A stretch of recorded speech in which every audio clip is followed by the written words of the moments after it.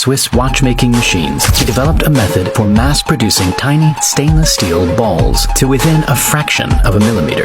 Instead of using metal for the rest of the pen, he bought machines that could mold plastic, something that had only been around for a few years at this point. This was the end result. Although it may just look like a pen, it's hard to overstate just how perfect this design turned out to be. There were no moving parts, springs, or complex materials, yet every element had multiple purposes. Let's take a closer look. The pen had a hexagonal barrel, like a pencil, which stopped it from rolling off tables and made it easier to grip.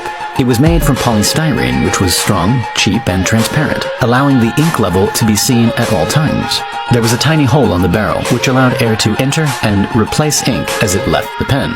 The ink inside the cartridge was a special recipe that maximized the capillary effect, while still producing a good quality line. The ink flowed into the tip of the pen, which contained the stainless steel ball. The ball was machined so accurately it could move just enough to spin and deposit ink onto the page. When the pen wasn't being used, the ball would create a seal, stopping ink from leaking out of the bottom. If the pen was turned upside down, the capillary action and the surface tension of the ink would stop it from falling out the back of the pen.